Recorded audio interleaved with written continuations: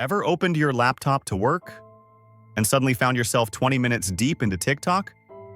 You know you have stuff to do, but you still delay. Here's the truth. You're not lazy. Your brain is just doing its job, trying to protect you. In this video, we'll break down the psychology behind procrastination in 3 parts. Why it happens, what triggers it, and how to beat it for good. Let's dive in. Procrastination isn't a time management problem. It's an emotional regulation problem. When a task feels boring, overwhelming, or stressful, your brain sees it as a threat. This idea is backed by a famous study from psychologist Piers Steele, who analyzed hundreds of procrastination studies and found that procrastination happens mainly because people try to avoid negative feelings linked to a task, not because they lack time management skills. When you feel this way, your amygdala, the part of your brain responsible for fear and emotional processing, lights up.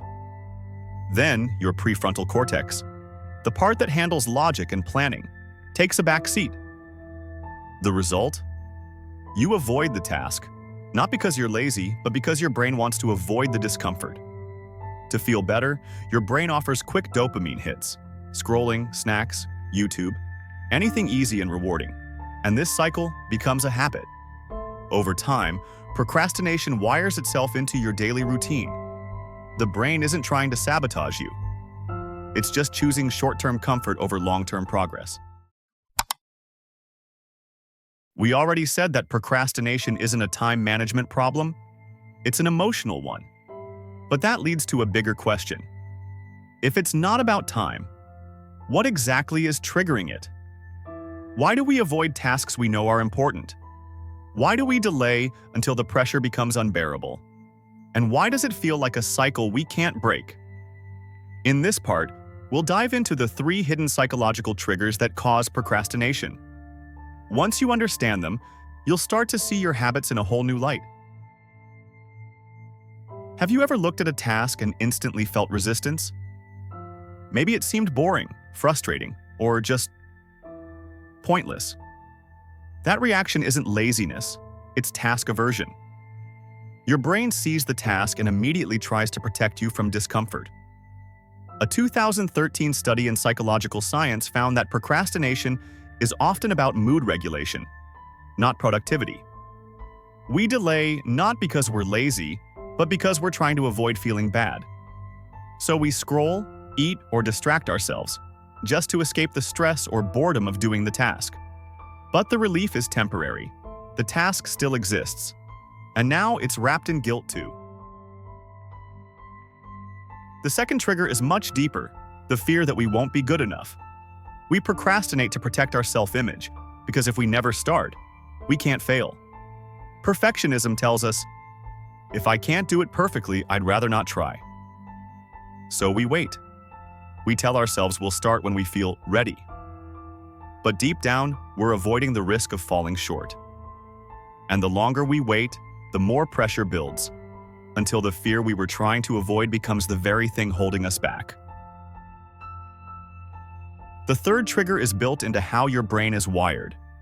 It prefers immediate gratification. When the reward is far in the future, like studying today for a grade next month, your brain loses interest.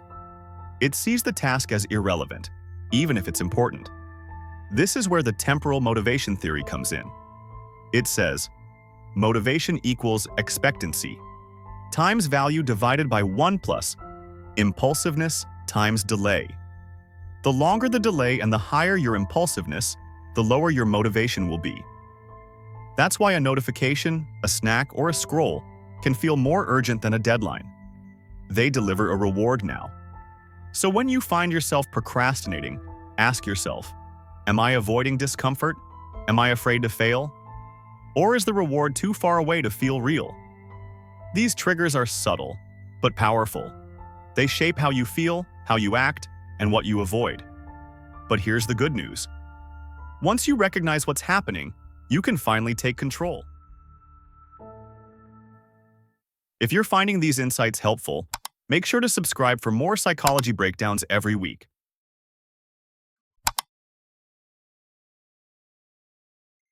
We've uncovered why procrastination happens and the hidden triggers behind it.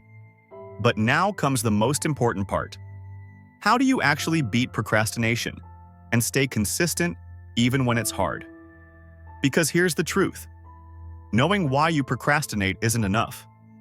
If you don't act on that knowledge, you'll keep repeating the same cycle, feeling guilty, stressed, and stuck. That ends today. Here are 4 powerful psychology-backed strategies that you can start using right now to overcome procrastination for good. 1. The 5-minute rule. When a task feels overwhelming, tell yourself, "I'll just do it for 5 minutes." Why does this work? Because your brain fears the idea of doing the whole task. But if you only commit to 5 minutes, the fear barrier lowers. It feels safe, doable, and not threatening. Imagine needing to clean your entire room. Thinking about it drains you before you start. But telling yourself you'll clean just your desk for 5 minutes removes the mental pressure. And here's what happens next. Research on the Zeigarnik effect, which we talked about in the last video, shows that our minds hate unfinished tasks. If you haven't seen that yet, go watch it to fully understand how this effect drives procrastination. Shows that our minds hate unfinished tasks. Once you start, your brain naturally wants to keep going to resolve the tension of incomplete. So a 5-minute start often turns into 20 minutes, 40 minutes, or even finishing the task completely. 2. Break it down. Big tasks feel heavy. Vague goals like study for exam or work on my business create mental resistance because they're unclear and overwhelming. Instead, break them into tiny, actionable steps. Don't write study biology chapter. Write, read pages 1 to 3. Summarize main points in notes. Test myself on key terms. This transforms an intimidating mountain into small hills you can climb, one by one. Each step you complete gives you a dopamine boost, a feeling of progress, and that momentum fuels further action. 3. Reward yourself. Your brain craves immediate rewards. That's why scrolling, snacking, or Netflix feels so tempting compared to tasks with delayed rewards. But what if you flipped that wiring to work for you? Use rewards to condition your brain. After a 30-minute deep work session, take a 5-minute walk. After studying, have your favorite snack. After completing a task, check your social media. This taps into operant conditioning, a psychological principle where behaviors followed by rewards are strengthened. Over time, your brain associates productivity with pleasure, not just stress. 4. Visualize the outcome. Here's a secret high performers use daily. Before starting a task, visualize the benefits of completing it. Imagine the relief and pride of finishing your assignment, the freedom of not having deadlines hanging over you, the confidence of showing up prepared and in control. When you connect emotionally to these positive outcomes, your brain sees the task as meaningful, not just another chore.